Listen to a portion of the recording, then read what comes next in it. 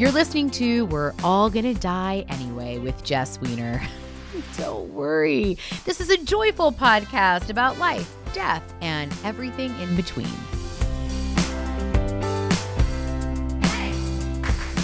Sometimes I think that I just created this podcast so that I could talk to people that I love. And that might be true because today's guest is somebody that I absolutely adore.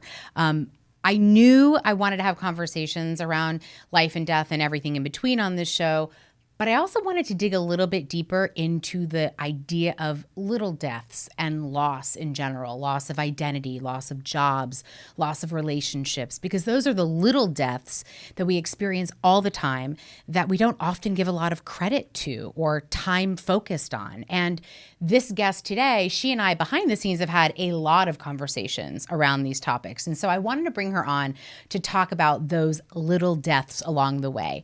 Her name is Taylor Truden, and she is an extraordinary young woman who has been writing about teens probably since she's been a teenager or younger. She is called a Gen Z whisperer.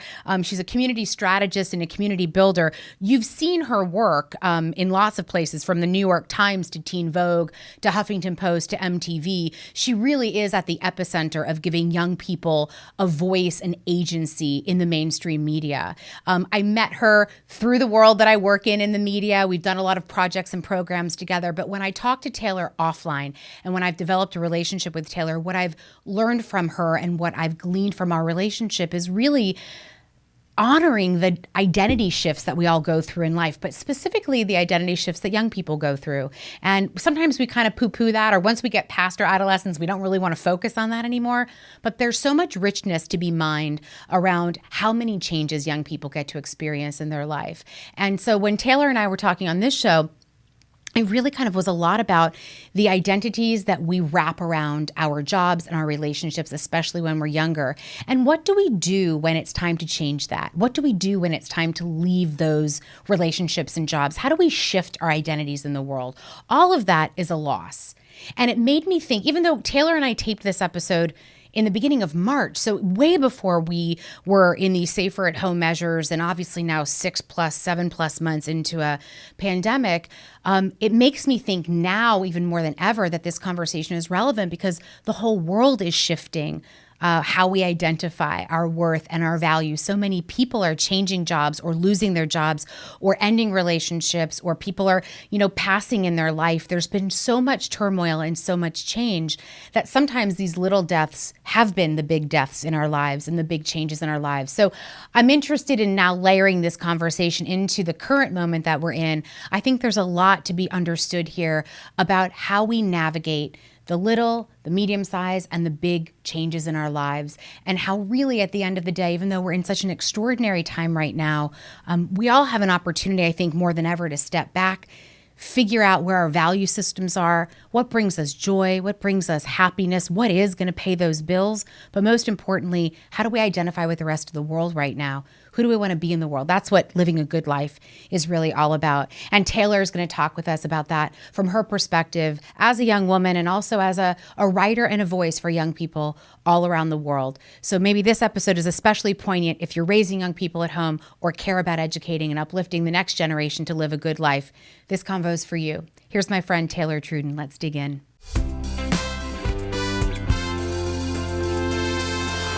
I think I just made up a podcast as an excuse to talk to people that I like, sitting this close. So cozy. Hi. So we're in your hood. We're in New York City, baby. You're in New York, baby. How do you like it coming? You moved you lived here, you moved to LA, now you're back. What's the difference? So many differences. Well, my adorable 2-year-old niece is in LA, which is like the biggest difference. And she's just like a ham. That's Ava, right? That's Ava. Mm-hmm. She's a big character on my social media, as you probably can attest to. Also, the weather is so perfect in LA, as you also know. So that's a huge difference. But you guys came, like, you're here. And it's terrible. Gorgeous. But what does it feel like in your soul coming back to New York? Do you feel more at home here? I do, because as you know, I'm very close with my mom who lives in Connecticut, and I could feel the distance when I was in LA. Yeah, that it's was a big thing. And it would also just be the time distance was real too, which I didn't think was going to be a thing, but like it would be 3:00 and I'd be at the office, and my mom would be driving home from work at 6:00 and would be calling me and wanting to talk about Harry Styles as she does. We're going to talk about your mom. Oh, we'll get there. Oh, yeah. We'll talk about her in a minute. And I'd be like, I can't talk. It's like the afternoon. So we would just like miss each other, and it just, I could like feel it. But it does. And I also think when you're in LA, I don't remember, you weren't there very long. You were like a year and a half. I feel like you need a year and a half to like get in there, like to find your people, to find your neighborhoods, like, and it's hard. I think people I've seen come and go are there for usually less than a year, or just like right around. It's a tough city to get acclimated in. I think it's tough, and I feel the way about LA that people feel. I think the way about New York, and that people are like, oh, I could never live in New York, but I love to visit. And for me, I feel like that's what LA is. I love visiting there. This is one conversation that we will always have forever in eternity around the world, is the LA New York conversation. But you mentioned your mom. Your mom lives in Connecticut. And so I wanted to kind of start off by going back to your childhood a bit. So where were you born? Do you know much about your birth story? Well, my birth story, I'm like, ooh.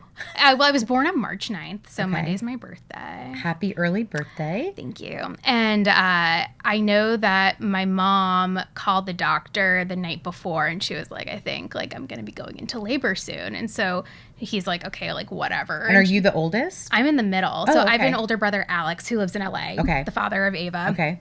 We're Irish twins. We're one day less than a year apart. Wow. Okay. So he'll turn 32 on March 10th, the day after my birthday. And so my mom, not being her first rodeo, she goes, I'm going to be in labor, calls up the doctor. And he kind of doesn't take her seriously. Classic. And my favorite part is that she hangs up the phone, and then she like immediately went to the bathroom and shaved her legs. Because like, she knew it was knowing coming. like this is like, I got to like have like nice smooth legs. I got to be prepared. But yeah, and then... Where were you born? In Manchester, Connecticut. Okay. So yeah, just a small-ish town, nothing special. But I grew up in the East Lyme area. Okay. And that's on the shoreline. It's a small beachy town. It's cute. That's lovely. And your mom, was she a young mom? She was a young mom. I think she had me when she was 24. Okay. Which is like, so it blows my mind that she was my age and she had two young kids. And she looked really young, as people would think that she was the big sister. And she's like, no, I'm the mother of these two young kids. And when you look back on your childhood, like, what would be 3 words that describe your childhood? Like 3 words that come top of mind without overthinking. Oh, gosh. That's such a good question. No one's ever asked me that. 3 words to describe my childhood. Well, if you put hyphens, up and down. Okay. Up and down. We'll allow hyphens. Up and down. It could be up and down. Like, those could be the 3 words. I would say up and down. Really? Yeah, for my childhood. What does that mean? I think because I was very, very loved, and as you know, super close with my mom, and I've got my older brother, and I have a younger brother who's about to be 20. But I also was a kid of 3 divorces, so there was just like a lot of... Wow. Who's divorced? So my mom and my dad got divorced when I was 2, and they were married for like 2 seconds. So I don't even remember them being together. And then my mom got remarried when I was 6 with my stepdad for 10 years, and then they divorced when I was 16. Wow. And then my dad got remarried when I was 18 and divorced my stepmom when I was 21. So they have a great track record. We're going to talk about how that impacts all of that. But up and down in that's a lot of change for a young life. It was a lot of change. And so, and I've always been, my mom would even say, like, as a young kid, like, I didn't like the boat being rocked. Yeah. And of course, like, when you have all that happening and people coming and going, like, I want to say that it made me the type of person who's like, oh, go with the flow and easy. But it's like, I am not. Sure. Like, I think that's why, like, to me today, like, routine is so important, and finding stability and like keeping people close to you. Like, I wouldn't say I have a ton of friends, but I have like a tight knit group, and that to me is way more important than having like a million different people. And it feels more stable. Yeah. I would imagine, I don't come from that exact parent dynamic, but I would imagine that especially as you get into your teen years, that becomes a really formidable view of the world, of relationships. Sure. Did you feel it younger than teen? Like, could you remember actively knowing like your parents, I mean, were not in a relationship, or this one's getting divorced? Like, did it have an impact on you when you were younger? Yeah, well, I think, and I'm just a very, very anxious person. Okay. And I luckily have a better grip on it now, and I have tools to help keep it at bay. But at the time, it's like you didn't know what that feeling was. Like when you're a kid, you're just like something doesn't feel right. And like you're just constantly on edge. And I was just like this anxious, nervous kid. Did people take that seriously around you? Because I find sometimes too when you're a kid and feeling that, we kind of discount it. Oh, 100%. Well, I think I was really good at hiding it because I was overachiever, like got straight A's in school, class secretary, editor-in-chief, like did all the things. And so I never gave anyone a reason to think otherwise. They were like, well, and that's the thing. And my mom, it's funny because later on she would tell me like, she would almost feel bad because she's like, no one ever asked if you were okay because you just seemed like you were, that there was no reason for us. And everyone was like, oh, Taylor's got it like handled. And that's the thing though, right? That's the story of the overachiever. I share that story too, which is like, you appear on the outside like it's all together. You crack on the inside, but you're not able to be vulnerable to share it with people. It takes a toll. It does take a toll. So I think, but now, and what's I think really lovely about these conversations that we're seeing, especially on social media, about mental health, is that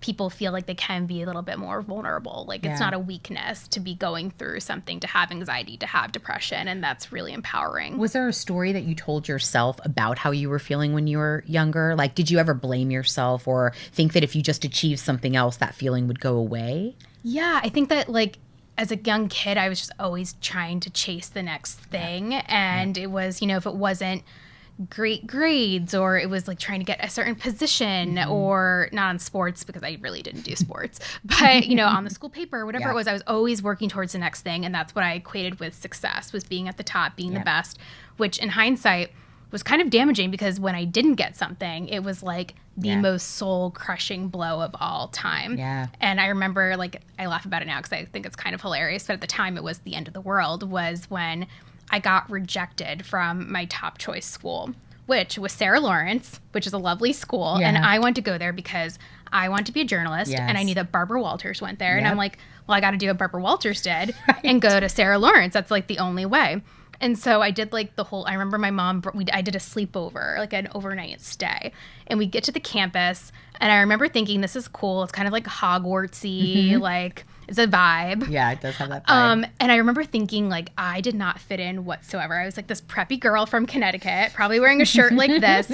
And Sarah Lawrence is just so eclectic and different and artsy. And I remember thinking like I couldn't picture myself there. I just couldn't, but I wouldn't admit that. I was like, no, like this is where you want to go. And I remember the next day I was hanging out with these college students and we were like on their version of the quad, whatever that was. And I remember this girl goes, oh, it's Tom. Like he just texted me and I'm like, Tom who? And she goes, Anne Hathaway's brother. And I was like, oh, like that to me was like, that's like a sign that I need to go here. And so I really had built this idea like, you will not be happy anywhere. You will not be successful anywhere unless you go to this school. And sure enough, I applied early decision. And on Friday, December 15th, 2006. You remember that day. Oh, it is like ingrained in my brain. And I was a pre-K teacher's assistant. That was my after-school job when I was a senior in high school. And I was going to my dad's house for the weekend, who lived an hour away from my mom. And I was leaving, and I think it was like pouring rain or it was snowing. It was like very dramatic, like the weather outside. And I was like, oh crap, like I forgot my phone charger at mom's. I'm going to have to like stop home before I go to my dad's. So I like drive the 15 minutes out of the way to my mom's. And I open the door and she's holding an envelope. And I laugh about it so hard now. And she had this look on her face. And I was like, where's that envelope from? And she goes, it's from Sarah Lawrence. And I was like, well, that's not good in my brain because it was like December 15th. And I remember that's like when they were going to start like rolling out the decision. So if the letter was already at my house, like it probably wasn't a good sign. And also the dead giveaway was a skinny envelope. I know, and they used to come in the big. Yeah. So acceptance letters typically come in a big manila envelope. But now you can look at that online. But now you don't even have to. Yeah. So it's like a real like. So this is like a throwback to when you used to. I used to chase the mailman or mail person to go find my thing. So you walk in. It's a small envelope. So she's holding it and she's opened it and she's like, and she doesn't even say anything. She just goes, "I got so excited that I just like had to open it."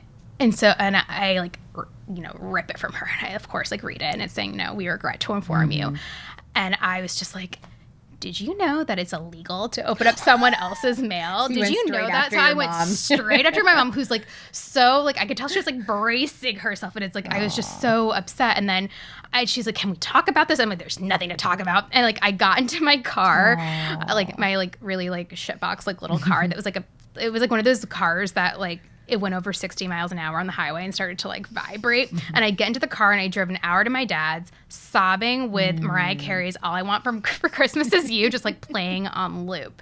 And I don't know, like again, I thought it was like the end of the world. And what story did you tell yourself when you got the rejection? Like, what was the predominant narrative in your head? You suck. Like, you're not good enough. Like, I look, and in hindsight, of course, it's like, you know, I look back and I'm like, holy crap, like that was so dramatic and it felt so traumatic. Yeah, but if you've hung your whole hat on being able to achieve everything you wanted, and this was the pinnacle, right? And there was shame too involved in it, because, and I wouldn't tell, like my friends knew that I applied, but I remember I lied and said that I got waitlisted because I just couldn't say it out loud. And it's funny because I wrote an article for Teen Vogue that was published in January, and it was all about not getting into your dream school. And it was therapeutic. And I was talking to these amazing people like Rachel Simmons and Adam Grant, and I interviewed them for the piece. And it was just like so therapeutic. And I'm like, I wish that I had those words when I was a teenager, because they were like, you have this, a dream school is exactly what it says it is. It's a dream. And it's like, you don't like, you can be happy at so many other places, and just kind of like being kind to yourself and just knowing that like it's going to be okay. Yeah. But I think, you know, it's funny. I mean, I know, you know, for people listening, if they didn't have a dream school or this wasn't their experience, like I always feel like I liken it to like what I get out of this story is I think about, because I think we have some similarities in that, you know, a high achieving young person who gets identified by their success pretty early on, we get wound up pretty tight in that like achievement hustle. And the shame that you talked about is real. I mean, lying and saying we're waitlisted, or, you know, I think I made up tons of fibs in my life as a young person about things that I was close to getting that I never got because there was no room for error. There was no room. So I'm curious if we can dig in a little bit deeper to that. Like outside of anxiety, potentially, you know, some of us are just born with that, and that's some natural predispositions for us. I mean, others it's created by trauma or stress in our family life. Like for you, do you think that there was any other influence in your upbringing that pushed you to fit that box? Were you like, you know, were there other voices outside of your own that kind of you felt like you were needing to achieve some of these things in order to please or to be accepted? No, and that's like I've always thought of myself like as the black sheep, and like even my dad will be like, I don't know where you came from, because my dad didn't go to college, my mom didn't go to college, my older brother dropped out. I was like the first person in my family to like go to a 4-year college, put myself through it, took out all the student loans, still paying for those. Thanks, America. But you know, there was no pressure, because like, so my parent, there was just never, because that wasn't their experience. That just wasn't their experience. They were just so happy. Like I cried when I got B's, and my mom would look at me like, do I need to like take you to like the hospital or something? Like no one was putting this pressure on anyone other than me. And it's just like really fascinating, because they would have been so happy just to have, you know, to be mediocre, to just like enjoy high school. But I was the kid that was up having like panic attacks at night, you know. And I remember my mom being like scared, like this isn't right. But she also wanted me to be happy, and being happy to me was being successful and being the best and overachieving. So you have had a tremendous, I mean, you have in your life achieved tremendous things at a very young age. Like you've been, and then I pointed, you're like, I have. And you've had some disappointments. Oh, for sure. And you've had moments where those things disappear. So I wanted to like kind of dig into that, because I think, and we'll talk about the teenhood part of this as well, because it's such a important part of our life, and it's an area that you really care about, and a developmental area that you really care about.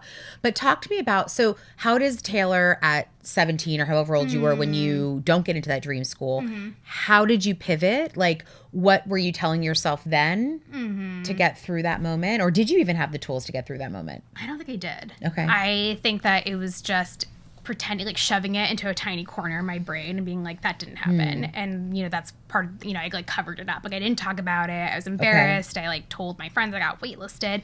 And I think it was just kind of like burying it and just like, okay, what's like the next thing that I can get like fixated on? And so I eventually like I got into Providence College and I went there for a year. But I think it was, even though I was happy at that school and I really liked it, it was always like in the back of my mind, like, but you didn't get into that one school. And it's funny because it's like, throughout being a journalist and talking to, just celebrities or just influencers, if you will. It's funny because like I'll see something that comes up time again and again is that, a million people can say words of praise to them or write nice comments, but it's always like the one comment that's negative that's like you fixate on. And it's like, and it's true. It's like, I think of like, all the things that I achieved as like a high school senior, but the one thing that just like was keeping me up at night was like, oh, that school that you didn't get into. Yeah. But that's the power of perfectionism, I think. Yeah. And I think that kind of hyperachieving. And by the way, we live in a culture that rewards that. Yes. So the other part of it is that you also came of age and you're, what would you consider? You're a millennial, for sure a millennial. Yeah. So Gen Z, right? Digitally adaptive, but you are digitally native, you digitally adaptive, right? It's in that because you talked about all that. But I also think that the success hustle worship of everything we have like plays into it. Certainly now, I guess it played into it then as well. I mean, I think it's just an identity thing. I think if you're an athlete growing up, if you're an artist, if you're the dropout, if you're somebody who, whatever the label is, we either get self-labeled or we're labeled by others, but we believe in that vision of ourself, that version of ourself. And it can be really hard to shake that. I've had to do a lot of like mental gymnastics and unpacking because growing up as a teen, my identity was the overachiever, the successful student. And then I graduated and I went on to college and then I got all of these really great jobs and I had all of this professional success. And again, that's what became my identity. And it was, as you know, like I got laid off and it was 2017. And that was kind of a moment where it brought me right back to like when I was in high school, where this is who I was. Like Taylor, the journalist who worked at this like really amazing company and got to interview Michelle Obama and got to like have her own column and all that, like that was taken away. Yep. Who am I? That's right. And it was like really, I don't know, like it was shocking to like my system. And so then I was going to like, okay, finding another job, and that was now my identity. Right. And I think kind of like the beauty now, so I'm freelancing full time, which is equal parts liberating and terrifying. Of course. But what's so nice is that because I'm not like associated with anything, like I don't belong to a company, I don't have a manager, I don't have to answer to anyone but myself. And it's, it's really freeing to say that I'm not like what I do. I am like who I am. And sometimes like I'm doing like killing it and I'm doing like publishing articles every week. And then sometimes I'm not. And I'm kind of just trying to figure out the next move, and that's okay. And it's been like a real process, not equating success and identity with what my job is. Let's talk a little bit about how you got there, because I think that is a journey a lot of people are on. So when you have something traumatic happen to you, like getting laid off or getting broken up with or any kind of loss, it's a loss, in that space. What did you discover when that wasn't able to be your identity, right? Like what were you kind of forced to discover? What did you end up discovering about yourself that you didn't know when you were wrapped up in that identity? I think I realized like how unhealthy it was. That was like a huge thing. And I know like I love my therapist. I try and go every single week. We love therapy. And it was just like insane to me, like the amount of hours and time spent I'd be talking about like work stuff. Yes. And sometimes I'm the type of person, like I go to therapy and I already have like a mental list of like all the things that I want to talk about, because I know I have this like very sacred space. And it's like, okay, like what am I going to prioritize? And it was always just like work and like stress with work and bad managers and just like, and I think like once that's taken out of the equation, it's like, well, what about it? You have to look at yourself and like, okay, well, I'm not my job. I don't have that I have to wake up to every day. Well, what about everything? Like who am I as a person and as a daughter and, as a friend? And I can't even remember like where we were going with this, as I'm like on my own little tangent. But this is what's interesting. I'm not saying this is your experience, but I will say it's mine. I think overworking is a form of addiction.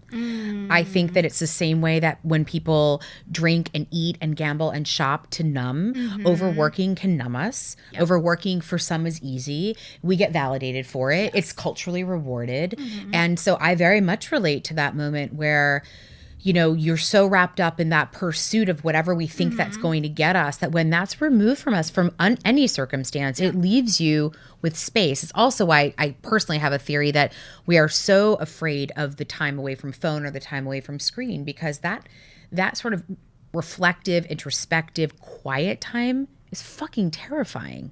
Yeah, to be able to just like be in your own thoughts. Right. Because really instead of scrolling somebody else's life and instead of, it's sitting in the discomfort. Yeah. Yeah. And I feel like that's something I've learned this year, is just being okay with just not being okay. Right. With not being okay. And it's, chances are everyone is going through that. But I have a feeling any like perfectionist listening to this right now is probably gasping inside, because I remember hearing advice like this or stories like this, and I couldn't quite relate, because the thought of relinquishing control over what I thought my identity was absolutely horrifying. Yes. To have somebody see that you didn't do it perfectly, you didn't get into your top school, that job didn't keep you, those people didn't like you, like whatever the story is, like that sort of vulnerability, that stripping away is somehow what I think overworking stops us from feeling.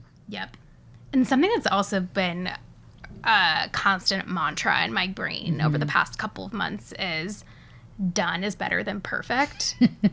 And that's been a big thing for me too. Yeah. Like just, it doesn't have to be perfect. And I just think of so many things that like I haven't done or accomplished yet, because I'm like, well, I don't want to do it unless it's like completely perfect. So that's exactly why I started doing this podcast, because out of many reasons, and I talk about it a lot on the show, on and off, I had loss in my life. I personally also, I haven't talked about this as much publicly, although I'm doing it through the course of the show. I had my own sort of mental breakdown last year where I was removed from an airplane. I was having a panic attack and I thought I was having a heart attack.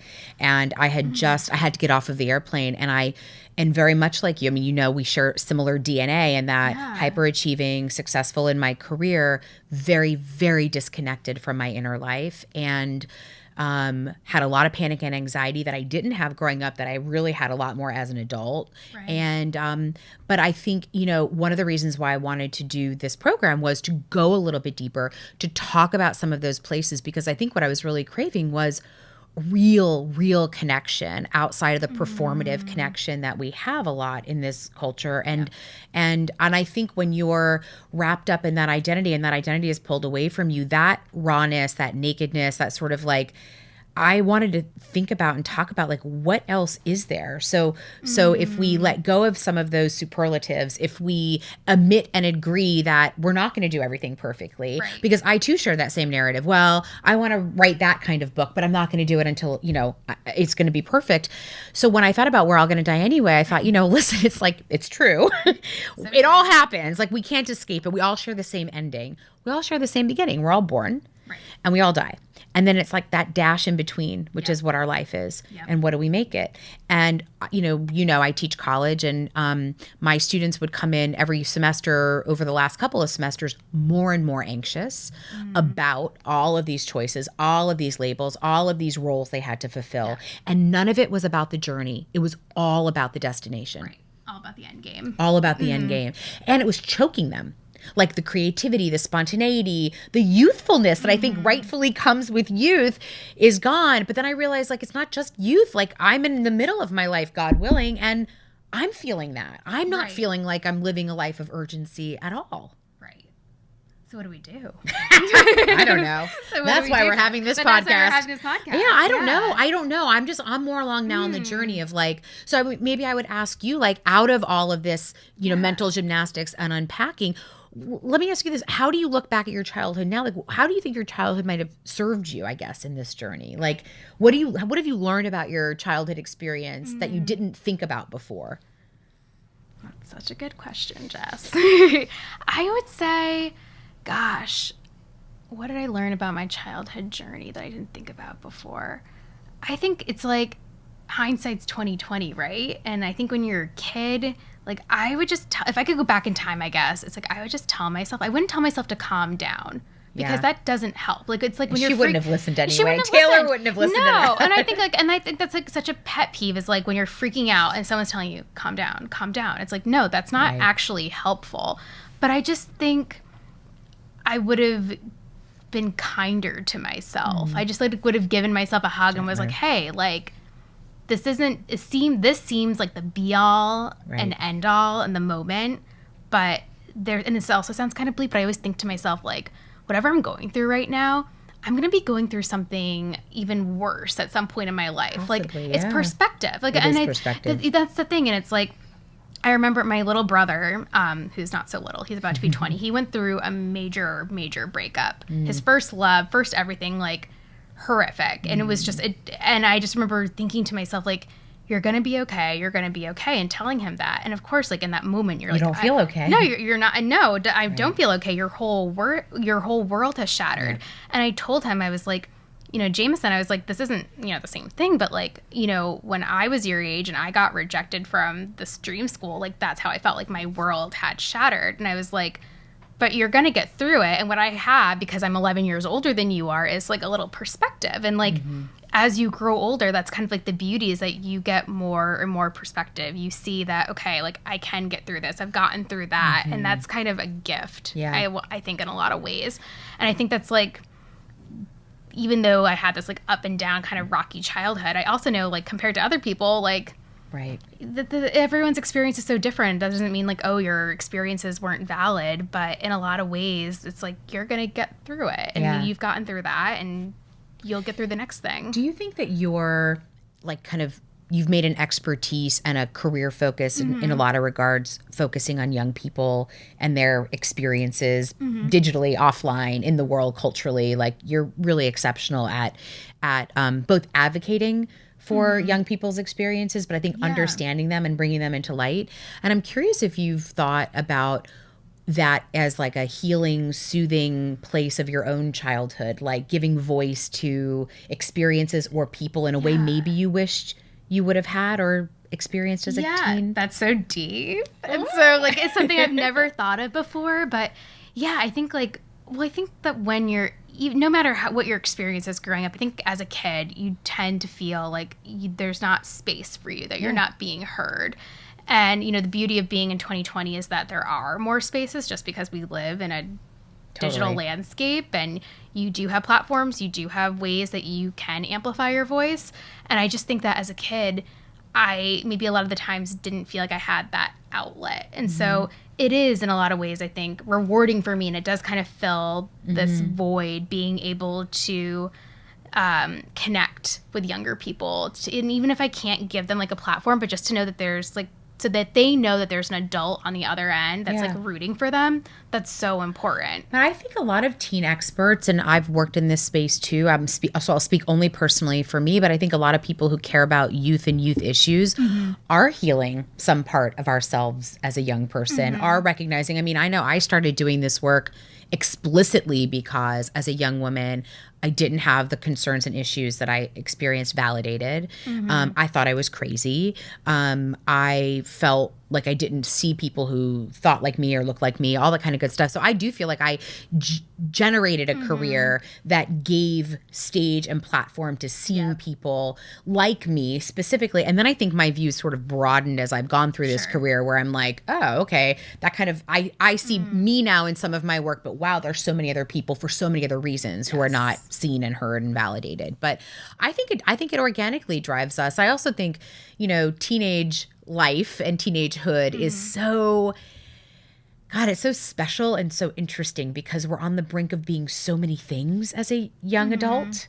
Even though our brains are not fully formed yet and our reasoning is not fully there, but the emotion, and we're led by, by so much heart and passion, or we can be. So the hard stuff feels harder. The good stuff feels great. And the wanting to numb those extremes can be really And that's exactly palpable. That's the word I was thinking of. Like, everything just feels so extreme when you're young. So it's like, and that's what I really loved about my job when I was the editor at HuffPost and doing the teen platform, and similarly doing a very similar job at MTV as well, was that I knew that there were all these kids across the country that were struggling, whether it was like with mental health, with school, with relationships. And just, I think it was really, and they told me themselves, I know that I'm not just saying this, but like, it meant so much that they had this adult, even though they had never met me. Yep. But that was like on the other side of the computer in my office in New York, and that was like validating their feelings. So like they didn't feel crazy, they didn't feel alone. That's right. Like it just, I think it was almost like a little bit of a silver lining. There was someone there that really genuinely cared about what they were thinking and what they were feeling. And one of the things that I know, I think I share with you, I know I've seen you post about this point of view, but I think I know I share it, is that, but also our friend Liz Pearl talks about this a lot. She's also incredible. But the fact that like we love to malign teens, especially teen girls, we love to pick on their tastes and their preferences and their fandom. But in so many ways, teen girls make books. I mean, they make books popular, they make films popular, they make musicians popular. Like the fandom of teen girls is actually like an incredible revenue generating it's a $1 billion business model. Right. But we love to like diminish what girls like, yet so many subcultures and groups follow what girls like. Yeah, it's the most ironic, twisted, but aggravating thing. Yeah. We discount their voices quite a bit. So what are you hearing young people say, especially in 2020, especially in light of, I mean, look, we're taping this on March 7th. It's been a really fucking disappointing week in politics. The worst. For me, I think for most of the people listening, I don't know. If it's not for you, maybe you're not really listening to this, but like, it was devastating. I was saying to my team earlier, like, I actually was really depressed yesterday. I think the day of the election, I sort of was bracing myself. This for Super Tuesday is what I'm referring to. But I think like, and then when we were waiting for Elizabeth Warren to announce, and then I think living in the aftermath yesterday is what like really hit me, because she was doing all of her post interviews. And then you see like the competency, and I see what I've probably imagined you were like as a young woman, and I was also like as a young woman, right? Yeah. Which was competent and smart and desirous of influence and power. Yeah. And it makes me like want to cry just thinking about it. And a world not ready for that. Yeah, and I just think about, Liz Warren to me is like, she is the straight A student who did the fucking homework, who knew the answers, and she's like that kid in class who's just raising her hand, she's like, calling me. Like, and she's like sitting in class with a bunch of people that don't give a shit, who are just kind of like, I don't care if I'm here or if I'm not. And it's like, and then they get the A's and they get the awards. Yes. And it's just like infuriating. And I think that like people like us, like just feel that, and such, just aside from being like overachieving, but just being like a woman and just being so used to feeling that feeling. And gosh, I mean, and it was almost like worse, like knowing it was going to happen, like this whole week, just thinking like, she's gonna drop out. And but I was sitting at my kitchen table, I was just like tearing up, and I was like reading the tweets, and it hurt just as much. It was like triggering. It was so triggering. 2016 It was 2016 all over again. Yep. And it's just like, and people were saying, well, I think like maybe in like my lifetime I'll see a female president, maybe. And I'm just like, well, who the fuck are they supposed to look like? A unicorn? Like we have like what do you do like when you have the best, you have the most qualified, and it's still not enough? Like, what is this person supposed to look I think like? that's actually the narrative that I've heard many women take back to them, and that's why I think this hit them. Politics aside, I think nobody can deny that she's talented and capable and smart and ready to do that job. Yeah. So take that example into any field where women are underrepresented, and the sense that it's still not good enough. But I think what I saw a lot of women recoil from was also just the snap of vulnerability. You put yourself out there for something you really love. You risk it all. You put it on the line. And I understand, like, look, politics is tough and blah, blah, blah. But, like, I also just am fucking depressed that it's a world, at least for the next 4 years, that we may not experience with female leadership in a primary role. Maybe we'll have a VP. I don't know. But I do think that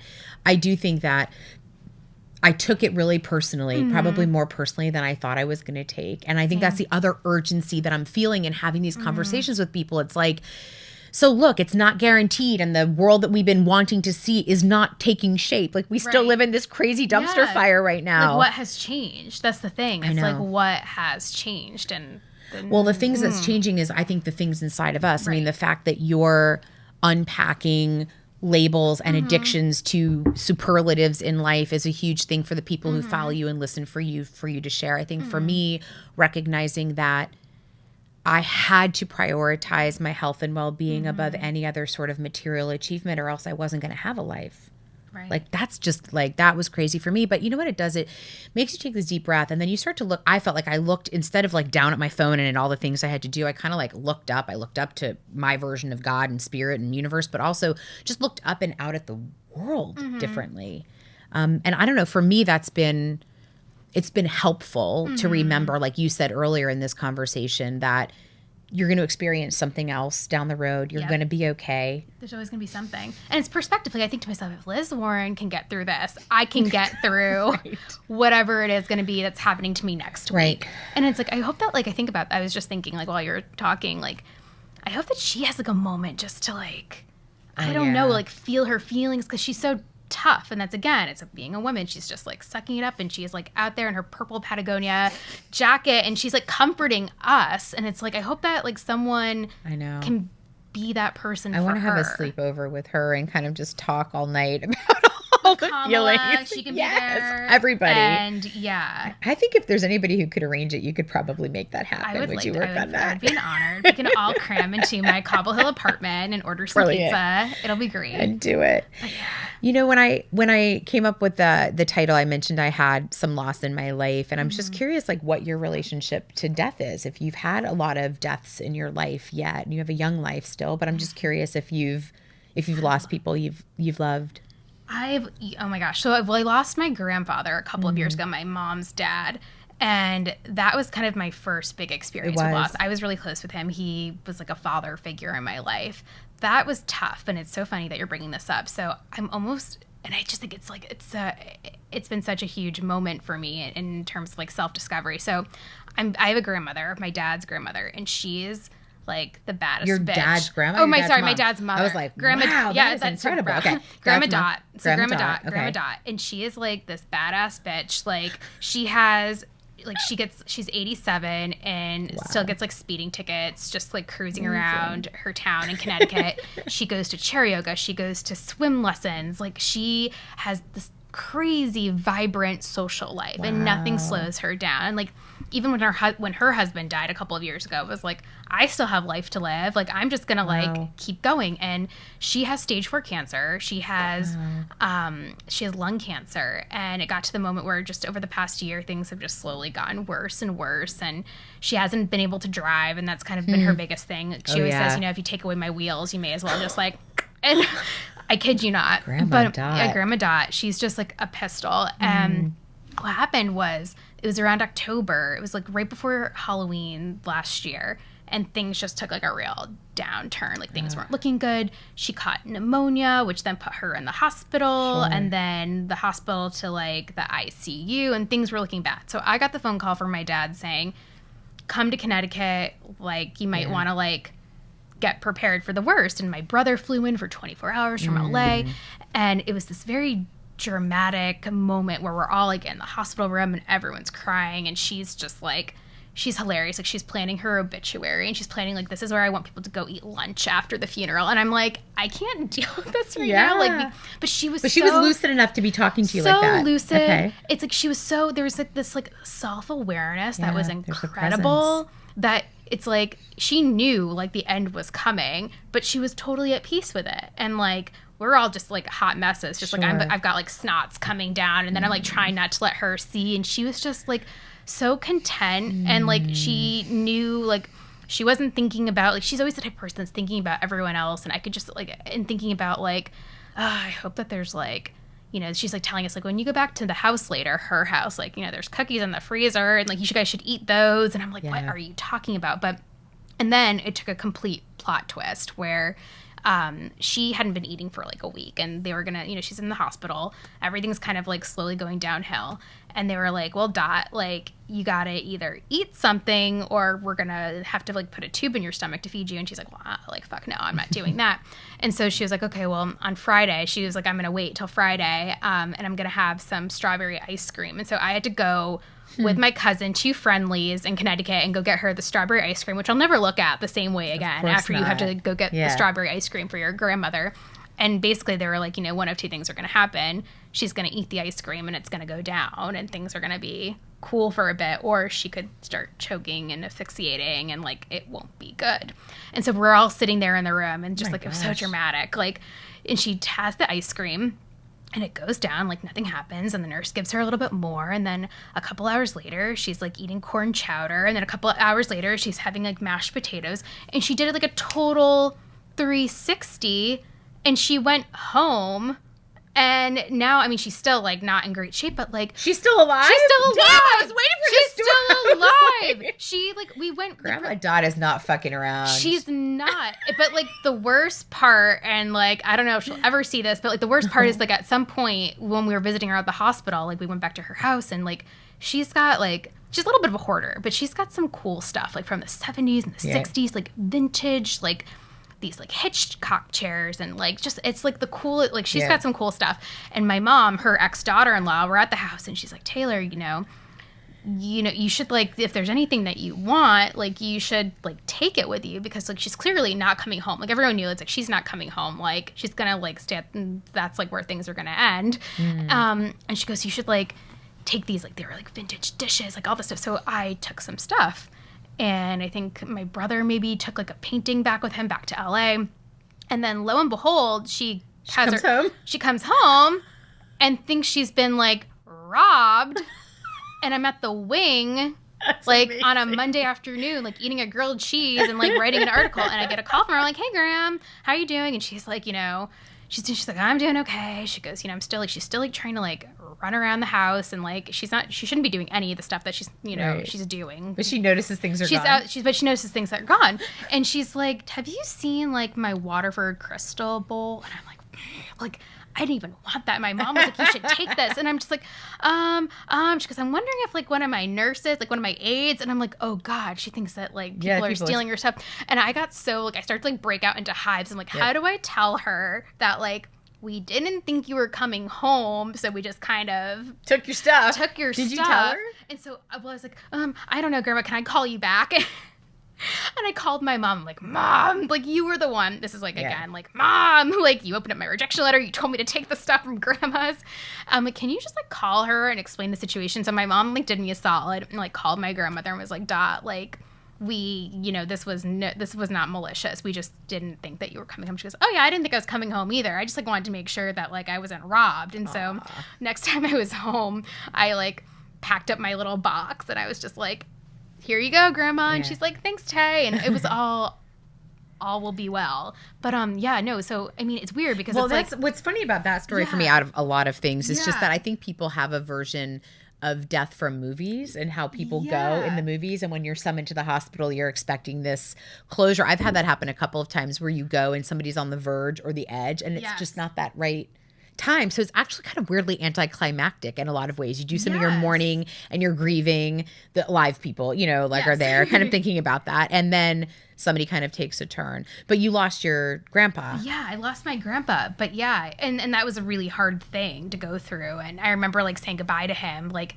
knowing, because he had emphysema. Mm-hmm. I think that's what he had. And I knew like I was in Connecticut, I was home and I was visiting and like I brought him like some Dunkin' Donuts because he loved his little munchkins. Mm-hmm. And like I knew in the back of my head like this was probably like the last time, but I didn't like want to admit that. And sure enough, like I went back to work. I was working at the Huffington Post and I was sitting next to Liz Pearl like when my mom called me and she's like, yeah, he's gone. So that's been like a tough thing, but it's been just weird with like my grandmother right now. Like it's like I haven't lost her yet, but like I you feel live more with that. Yeah, but do you have peace from that experience? Yes. Well, it's almost like on one hand, I'm like, oh my God, like I'm obviously it's a miracle that she like came home. No one thought it was going to happen. I'm like, we got to do this all again, like this year. But it's almost like, but I feel more at peace. It's like knowing she's at peace and like. Well, and you faced it, right? In some ways, even though her body didn't fully pass, her mind didn't fully pass. But I think that's that's why I wanted to kind of demystify death a little bit. I think all of us have lost in our life at various times, various people, but we don't often talk about it outside of the moment when it's happening, right? Because it's somewhat taboo still. We don't really like think about it. But I think sometimes when we just sort of bring it like in the, you know, in the Buddhist, you know, religion, they talk about like sort of bringing that pain close to you. I think that's what happens when you're watching somebody on the verge, right? But then it hits you and it's hard. Look, you're very young. And I think when I lost grandparents when I was young too, I was so wound up in the loss, but I didn't think about how it relates to me. And I think this is an age thing. I think as I start to, you know, get older, I realize like, wow, I'm getting older. I'm in, like I said, God willing, the middle of my life. And like, there's not as much time as you think there's going to be. So I'm curious, like, not to get too macabre, but I do wonder, like, what are you urgently trying to create in your life right now? Like, where are you finding there's urgency? If you think about those things, if you think like time is not promised to everybody, and boy, I've got all this living I want to do, what comes top of your mind of something that you want to urgently address or create or manifest in your life right now? Yeah, I think that, you know, and I've had a lot of, now that I'm like full-time freelance, and it's like I've had a lot of time to sit with my thoughts, and it's like it's kind of like, what are you waiting for? It's like a lot of, you know, I've been working on like a young adult book for 5 years, and it's like, why hasn't it gotten done? And it's always been because, well, I don't want to do it unless it's going to be perfect, or there's that fear of like my peers who are writers and journalists like not liking it. There's so much fear like holding me back, and then I look at the clock and I'm like, oh my god, like all this time has passed. So many of my friends have written books at this point. I'm like sitting here and I'm like, what is holding you back? So I think like for me, it's writing this book at some point. It's maybe launching a podcast, which I think like we might have like DM'd a little bit about. That's right. Because and that's also been what's nice is that since I've gone freelance, I've gotten to do a lot of potting. Is that like a? Do people I don't say know that? what's making potting? a thing. Can we say potting? Is it a thing? And I really enjoy it, and I like it, and it's been kind of like a blessing in disguise that I've like discovered something that I think that I'm a little bit good at, but like I want to explore more. And you know, it's time isn't promised, and you know, it's really been a lot of questioning, well, why? Is a perfectionism that's holding me back? Is it a fear of rejection? And that's what my therapist and I talked about recently, like my greatest fear. And I'm like, I think it comes down to this like rejection from college, rejection from a job, rejection from like, and it's like I make a lot of false narratives in my head, things that don't exist. And that's been a big thing for me too, is like recognizing when I do that and saying, stop, like that scenario doesn't exist. Like you don't know what's going to happen yet, and you're already preparing for it. I think Brene Brown calls it, what is it, like dress rehearsing disaster. Yeah. Yep. So that's something I read about this week, actually. I'm really into like any of this, but like, So if we know that time is not promised, and it sounds like you've got more stories to tell, which I can relate to, that's part of one of the things. If I take an inventory of, like, if I were to go tomorrow, the things that come up for me, and I do this quite regularly, actually, I think like, boy, I wish I would have more time with my husband. So that's always kind of top of my mind. The second is that there are stories that have lived inside of me that I have not put out into the world yet. And I know that if like, you know, to me, it's not like I don't have children. I don't want children. It's not about legacy leaving in that capacity. It's for me about being creatively more self-fulfilled, not necessarily successful, which is the big shift for me, which is blowing my mind a bit. I mean, clearly I like winning and I like success and I like achieving. That's that to me feels like a fact. But I think if I were to think about it in the course of my life, I would be really sad if I didn't try to tell some of the stories that live inside of me, that characters I've heard, dialogue I've heard, thoughts that I've thought about that I want to share for the purpose of connecting to somebody else, not for the purpose of a paycheck or a prize or something like that. And it's funny, when I try that on, it actually motivates me more to release it, maybe because the pressure's released a little bit. But I also think, my God, that would be what I would be sad about, that I would maybe go to the grave, or I want to be cremated, but like I would disappear without depositing that into this planet. I feel that. And I was also thinking, like, my mom used to say, like, I used to tell my mom I was scared of death as a kid. And then I realized I really wasn't scared of death. It was the process of dying. Like, that's what I was really scared of.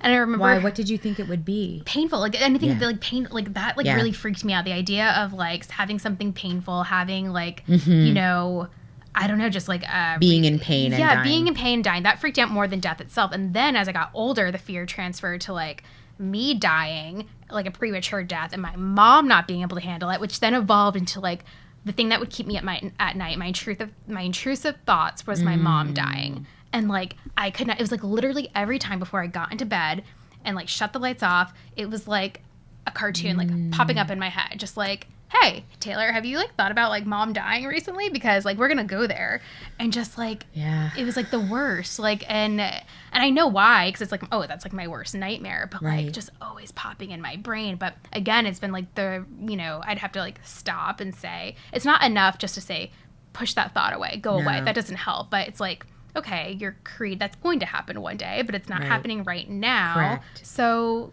let's like not create scenarios that don't exist yet. That's anxiety though, right? That's anxiety. Anxiety is living in the future. Depression is living in the past. Like it's a tough one. Well, if you could be creative and design your perfect death, what do you think that would look like? I mean, well, definitely like painless. Like that would be okay. Top of the line. Yeah. No, I don't know if I could design my perfect death. I mean, I think I don't eat gluten or dairy. It really fucks with my stomach. So I feel like it would involve like eating like a lot of mac and cheese because I'm going to like go out. Right. I may as well just like go big or go home. Be full of gluten and dairy and just like go for it. And when I was younger, I told my mom, like, oh my God, I'm such a morbid kid. I'm like, when I'm buried, because it freaked me out, the idea of cremation, but it also freaked me out. I didn't want to be like buried. So I was like, can you just put me, I said, if I die before you do, like in like a Snow White-esque casket and like be surrounded by like woodland creatures and like maybe like some singing and like some flowers and like that's gonna be my idea. But no, I feel like the way to go realistically is like do some type of like biodegradable situation. Like keep it green. We want to become trees. I want to be cremated, but either Felipe and I want to become trees. He wants to be, I know, he wants to be a walnut tree. I want to be a willow tree. I love willow trees because they're kind of big and give you sort of shade. Pocahontas, and a little bit. And you can like whisper to people and tell them like it's all going to be okay. Or maybe I won't. Maybe in my tree life I won't give a shit about pleasing people or performing anything. No, you're going to be like, no, you guys just like do your thing. I don't need to do this. Like I'm just going to do my thing over here. And we'd have freedom as trees. Yeah. Maybe it'd be like a lemon tree. Why a lemon tree? I don't know, like lemons are just like citrusy and nice and like cut them up, put them in some water. They're useful. Like I just really like, I like the way they smell. Also, like I have this fantasy, you know, if I ever like lived in LA again, that I'd have like a lemon tree in my backyard. I love that. In New York, it's kind of hard to have a lemon tree in your backyard. I might not ever look at lemon trees the same way again. You're just gonna see me, like my face and like the lemons. I love that. Yeah. I'm really grateful that you went there with me today. I'm grateful that you're in progress and in process, and always. I can't wait to see what evolves next. Likewise. Mwah. Mwah.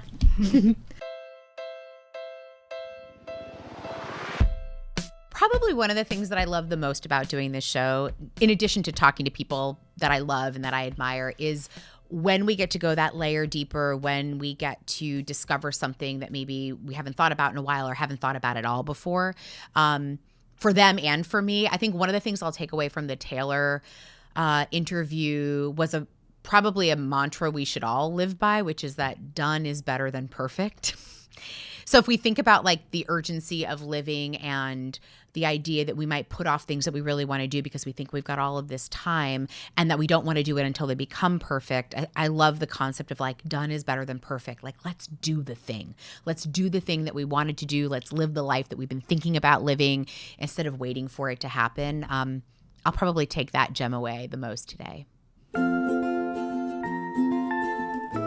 You've been listening to We're All Gonna Die Anyway with me, Jess Weiner. You can follow me on Instagram, Twitter, LinkedIn, and Facebook. And you can also watch this podcast by checking out my YouTube channel for filmed episodes, behind-the-scenes footage, and all other kinds of amazing video goodies.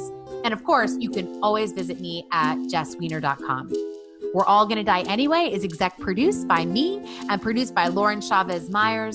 Our episodes are recorded, filmed, and edited by Jeff Franklin and Adam Lippert of B Film. And our original amazing music is by Becca and Destiny Petrell. As always, I want to send a special thank you to the love of my life, the amor de mi vida, Felipe Lopez. And if you love this podcast, please make sure to tell your friends, subscribe, and leave a review at Apple Podcasts, Spotify, Stitcher, Google Play, or wherever you get your podcasts. Most importantly, if there is something that stood out to you from today's episode, I want to hear about it. So if you want to share your own story, leave a comment, ask a question, please send me an email at podcast@jessweiner.com. I can't wait to hear from you. Bye, babies.